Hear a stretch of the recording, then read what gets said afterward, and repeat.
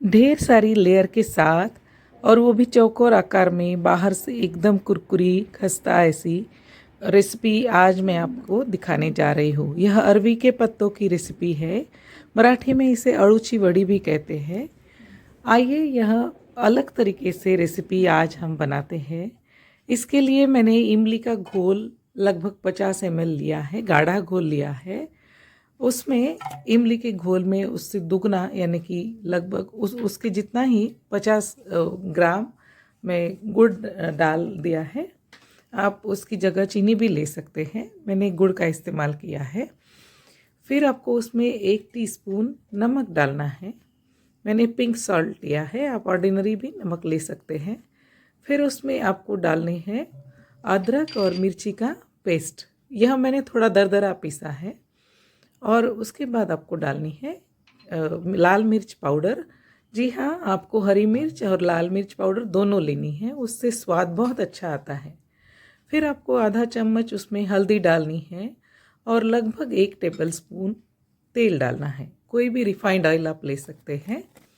उसके बाद आपको लगभग 2 चुटकी यानी कि 1/4 चम्मच हींग डालनी है। सारी सामग्री इस तरह से आपको पहले एक सार कर लेनी है।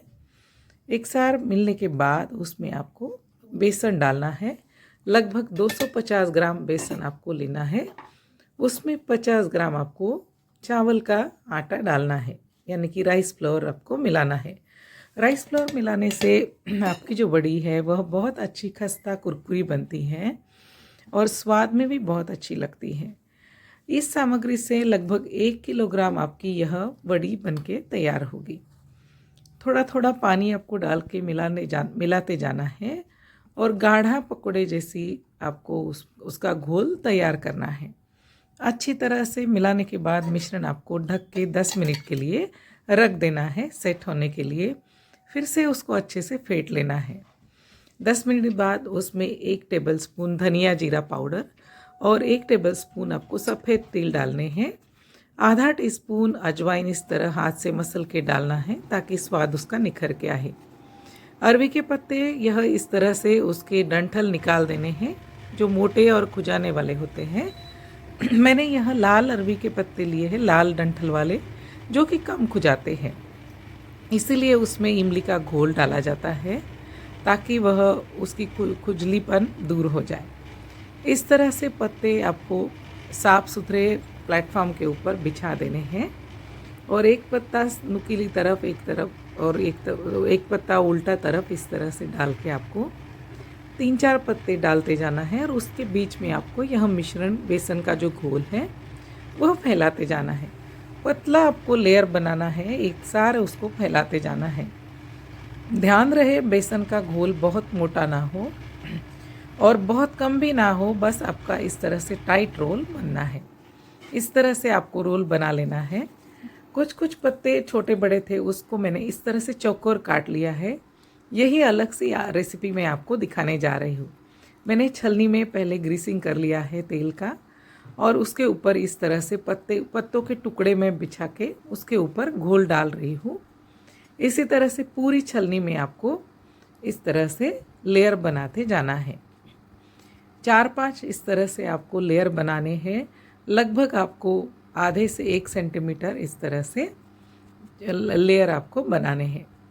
इस तरह से बनाने से बहुत आसानी से आपकी यह बढ़िया बन जाती है। आपको रोल करने की ज़रूरत नहीं है और छोटे छोटे टुकड़े जो आपने काट लिए हैं वह आपको इस्तेमाल करने में भी बहुत सुविधा देते हैं।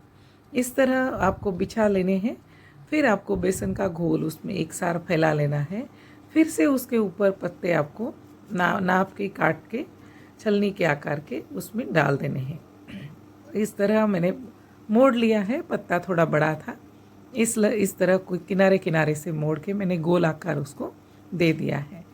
और इसी तरह से आपको लेयरिंग करके सारा मिश्रण बनाना है। इस विधि से आपकी वड़ी जो है बहुत अच्छी बनती है। आप एक बार ज़रूर बना के देखिए। बहुत ही लेयर वाली एक सार ऐसे और दिखने में भी सुंदर यह वड़ी बनती है। पारंपरिक पद्धति में रोल बना के ही उसको भाप में पकाया जाता है, लेकिन यह विधि मुझे बहुत अच्छी लगी। एकदम से सूजी है और इसीलिए मैंने यह ट्राई की, जो अच्छी बन पड़ी है। इस तरह से पत्ते बिछा बिछा के आपको पूरा मिश्रण कवर कर देना है। पूरे पत्ते इस तरह से बिछा के उसके ऊपर मिश्रण डालते जाना है। इस तरह मैंने सारे पत्ते बिछा लिए हैं और पूरा मिश्रण जो है बेसन का वह उसमें फैला लिया है। एक तरफ मैंने छलनी भी पानी उबालने के लिए कढ़ाई में रख दिया था।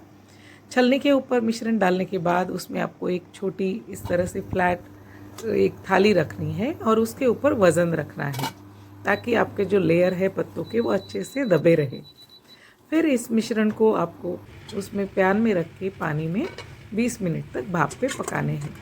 देखिए इस तरह से 20 मिनट के बाद वह अच्छी तरह से पक जाते हैं। बाहर निकाल के उसको पूरी तरह से ठंडा होने देना है। ठंडा होने के बाद हल्के हाथ से कड़छी की सहायता से आपको किनारे से छुड़ाना है। उसमें हमने ग्रीसिंग किया था, इसलिए वह बहुत आसानी से निकल आता है। किनारे से उसको छुड़ाने के बाद उसको तले में से भी देखिए आसानी से यह निकल के आया है। फिर एक पतली थाली में, चपटी थाली में मैंने उसको पलटा दिया है। कितनी अच्छी देखिए यह लेयर बन पड़ी है। फिर उसको कटर की सहायता से आपको मनचाहे आकार में उसको काट लेना है। मैंने चौकोर आकार में काट लिए हैं, आप डायमंड शेप में भी कट कर सकते हैं। देखिए कितने सुंदर लेयर बन पड़े हैं। बहुत ही अच्छी तरह से यह बड़ी बन जाती है, दिखने में भी बहुत सुंदर लगती है। आप इसे ऐसे भी खा सकते हैं, लेकिन इस तरह से थोड़े से तेल में, 1 टेबलस्पून तेल में तिल का तड़का देके अगर आप उसमें शैलो फ्राई करेंगे बढ़िया, तो बहुत ही खस्ता बनती है ऊपर से और स्वाद भी उसका दुगना चौगुना हो जाता है। आप एक बार इस विधि से ज़रूर बना के देखिए और मुझे यकीन है सब घर में सबको यह रेसिपी बहुत अच्छी लगेगी। एक बार आप इस तरह रोल उबाल के रखने के बाद उसको आप बहुत दिनों तक 8-10 दिन आराम से फ्रिज में रख के चला सकते हैं। जब मन करे बस टुकड़े काट के उसको शैलो फ्राई कर लीजिए और आपकी बड़ी बस तैयार है। रेसिपी आपको अगर अच्छी लगी है तो प्लीज़ एक लाइक तो बनती है ना। अगर आपको कुछ उसमें सुझाव देने हैं तो प्लीज़ कमेंट बॉक्स में सुझाव दीजिए। और इसी तरह से अगर और अच्छी अच्छी रेसिपीज़ आपको देखनी है तो please like, share and subscribe my channel cook art with Leena. Video देखने के लिए बहुत बहुत धन्यवाद।